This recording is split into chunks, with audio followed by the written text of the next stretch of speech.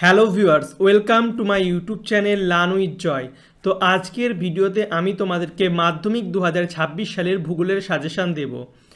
তো এর আগের ভিডিওতে আমি তোমাদেরকে প্রাকৃতিক ভূগোল থেকে কী কী 5 নম্বরের প্রশ্ন আসবে সেগুলো অলরেডি বলে দিয়েছি। তোমরা যদি সেই ভিডিওটা না দেখে থাকো, আমি ডেসক্রিপশন বক্সে লিঙ্ক দিয়ে দিচ্ছি, সেখান থেকে দেখে নেবে।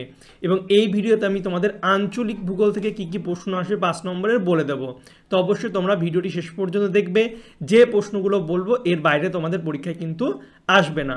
তো আঞ্চলিক ভূগোল থেকে তোমাদের 4টে প্রশ্ন আসবে 5 নম্বরের। এর মধ্যে থেকে মাত্র 2টো প্রশ্নের কিন্তু অ্যান্সার করতে হবে 5 গুণ 2 10। তো ভালো করে ব্যাপারটা বুঝবে সাজেশান দেওয়ার আগে, যে ভারত থেকে, তো আঞ্চলিক ভূগোল ভারতের থেকে প্রশ্ন আসে।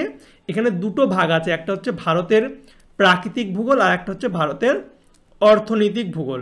এবং প্রাকৃতিক ভূগোলের মধ্যে ভারতের ভূপ্রকৃতি, ভারতের জলসম্পদ, ভারতের জলবায়ু, ভারতের মৃত্তিকা, ভারতের স্বাভাবিক উদ্ভিদ, এই টপিকগুলো আছে।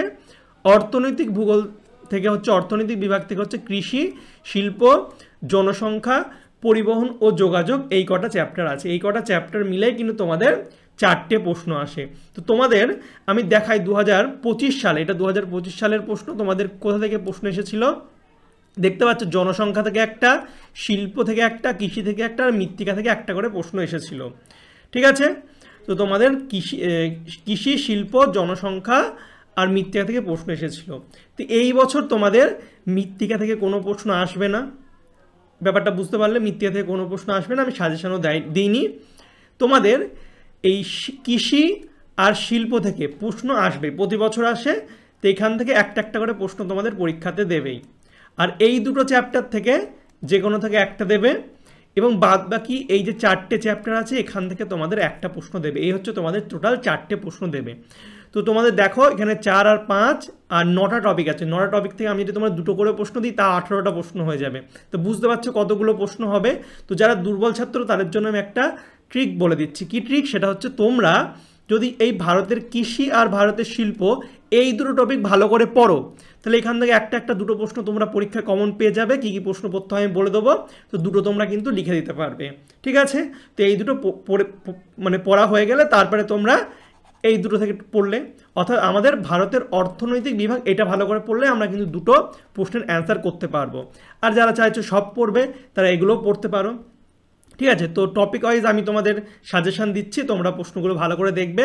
তো ভারতের ভূপ্রকৃতি থেকে তোমরা যে প্রশ্নগুলো পড়বে সেটা হচ্ছে, পশ্চিম হিমালয়ের ভূপ্রাকৃতিক বিবরণ দাও। এটা 18, 15 এবং 11 মাধ্যমিকে এসেছে। মাধ্যমিক 2018 সালে, 15 সালে এবং 11 সালে। এরপর পূর্ব হিমালয়ের ভূপ্রাকৃতিক বিবরণ দাও, এটা ইম্পর্টেন্ট প্রশ্ন।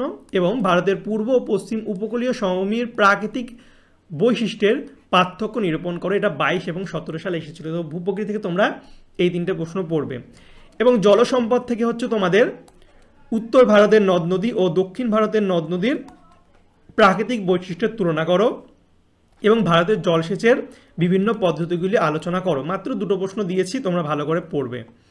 এরপরে জলবায়ু থেকে ভারতের জলবায়ুতে মৌসুমী বায়ুর প্রভাব আর ভারতের জলবায়ু নিয়ন্ত্রণের প্রধান কারণগুলি ব্যাখ্যা করো এবং ভারতের জলবায়ুর বৈশিষ্ট্য। মাত্র 3টে প্রশ্ন দিয়েছি। আর ভারতের মৃত্তিকা থেকে তোমাদের কোনো প্রশ্ন করতে হবে না, কারণ এখান থেকে 5 নম্বরের প্রশ্ন আসবে না। স্বাভাবিক উদ্ভিদ থেকে হচ্ছে ভারতের স্বাভাবিক উদ্ভিদের উপর জলবায়ুর প্রভাব, আর ভারতের 2 প্রকার স্বাভাবিক উদ্ভিদ অঞ্চলের বন্টন ও বৈশিষ্ট্য আলোচনা করে এবং অরণ্য সংরক্ষণের পদ্ধতিগুলি আলোচনা করো। এই 3টে প্রশ্ন দিয়েছি। ঠিক আছে, এরপর ভারতের কৃষি থেকে হচ্ছে, এখান থেকে একটা প্রশ্ন আসবেই। তো আমি তোমাদের বলবো, এখান থেকে আমি তোমাদের 5টা প্রশ্ন দিয়েছি, তোমরা এই 5টা প্রশ্ন ভালো করে করো। একটা প্রশ্ন 100% কমন পাবে। ভারতের কৃষি থেকে প্রশ্ন তোমাদের পরীক্ষাতে আসবে এবং এগুলোই আসবে। সেটা কি? চা চাষের অনুকূল পরিবেশ, কফি চাষের অনুকূল পরিবেশ, কার্পাস চাষের অনুকূল পরিবেশ, ইক্ষু চাষের অনুকূল পরিবেশ এবং ভারতের ধান সেচের অনুকূল পরিবেশ। অর্থাৎ ধান, চা, কফি, কার্পাস, ইক্ষু আর ধান, এর মধ্যে একটা প্রশ্ন তোমাদের টেস্ট পরীক্ষায় বা ফাইনাল পরীক্ষায় আসবে। এবার টেস্ট পরীক্ষা বিভিন্ন স্কুলে বিভিন্ন প্রশ্ন হয়, তো বলা মুশকিল কোনটা আসবে। তো তোমরা এগুলো ভালো করে কিন্তু অবশ্যই পড়ো। মাধ্যমিকের জন্য যেটা আমি বলবো সেটা হচ্ছে ধান এবং কার্পাস, এগুলোর মধ্যে আসতে পারে। তো এই 5টা প্রশ্ন ভালো করে পড়ে, একটা প্রশ্ন কমন পাবেই। এরপর ভারতের শিল্প থেকেও তোমাদের একটা প্রশ্ন আসবেই। এই দুটো টপিক তোমরা অবশ্যই ভালো করে পড়বে। তো যে প্রশ্নগুলো সেটা হচ্ছে, ভারতের পশ্চিমাঞ্চলে কার্পাস শিল্প গড়ে ওঠার কারণ, পশ্চিম ভারতে পেট্রোরসায়ন শিল্প গড়ে ওঠার কারণ এবং পূর্ব মধ্য ভারতে লৌহ ইস্পাত শিল্প গড়ে ওঠার কারণ। এই 3টে প্রশ্নের মধ্যে একটা প্রশ্ন তোমরা পরীক্ষাতে পাচ্ছই, তোমাদের টেস্ট পরীক্ষাতে। তো অবশ্যই তোমাদের টেস্ট পরীক্ষা দিয়ে এসে তোমরা কমেন্ট করবে যে স্যার কমন পেয়েছি কি পেয়েছি না, ঠিক আছে? অবশ্যই কমেন্ট করে জানাবে।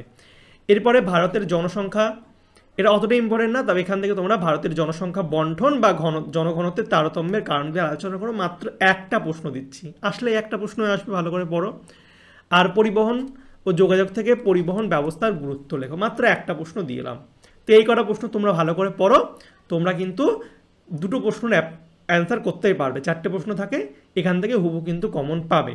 আবার বলে দিচ্ছি, তোমরা যারা দুর্বল ছাত্র তারা হচ্ছে ভারতের কৃষি এবং ভারতের শিল্প, এই দুটো টপিক ভালো করে পড়ো, এবং এই দুটো টপিক হয়ে গেলে তারপরে জনসংখ্যা আর পরিবহনের এই দুটো প্রশ্ন পড়ে নেবে, এবং যদি মনে হয় তারপরে আরও পড়বো, তারপরে তোমরা এই টপিকগুলো কমপ্লিট করতে পারো। যারা ভালো ছাত্র তারা সব পড়বে। তবে সাজেশান কিন্তু বেশি দিইনি, প্রতিটা টপিক থেকে 3টে 2টো করে প্রশ্ন দিয়েছি, এবং তোমাদের আমি ট্রিকও বলে দিয়েছি যে আরও কীভাবে বাদ দেবে টপিকে পুরো বাদ দিয়ে দিতে পারবে। জাস্ট কৃষি আর শিল্প পড়লে কমন পেয়ে যাবে। তাই আমি বলবো তোমরা যারা 90-এর মধ্যে 90 পেতে চাও তারা সবগুলো পড়বে, রিস্ক নেবে না, কারণ টেস্ট পরীক্ষায় কোন স্কুলে কী প্রশ্ন আসবে বলা খুবই মুশকিল। ওকে, আর প্রাকৃতিক ভূগোল থেকে যে প্রশ্নগুলো দিয়েছি সেগুলো তোমরা না দেখে থাকলে ডেসক্রিপশন বক্সে লিঙ্ক দিয়ে দিচ্ছি, সেখান থেকে দেখে নেবে। আর তোমাদের কি সাবজেক্টের সাজেশান লাগবে, কি টপিকের লাগবে, অবশ্যই তোমাদের মতামত কমেন্ট করে জানাবে। আমি কিন্তু তোমাদের সব কমেন্ট পড়ি এবং সেই মতোই কিন্তু আমি ভিডিও বানাবো। তো অবশ্যই কমেন্ট করতে ভুলবে না। আর চ্যানেলে নতুন হলে চ্যানেলটিকে সাবস্ক্রাইব করবে। আর ভিডিওটি ভালো লাগলে অবশ্যই কমেন্ট করতে জানাবে, বন্ধুদের সঙ্গে শেয়ার করবে। আর যারা এখনও আমার হোয়াটসঅ্যাপ আর টেলিগ্রাম চ্যানেলে যুক্ত হওনি, আমি মাধ্যমিক 2026 সালের আলাদা একটা হোয়াটসঅ্যাপ গ্রুপ আছে, সেখানে জয়েন হয়ে যাবে। ডিসক্রিপশন বক্সে লিঙ্ক দিয়ে দেবো। চলো বাই, দেখা হবে তোমাদের সঙ্গে পরের একটা ভিডিওতে। Thank you for watching my videos.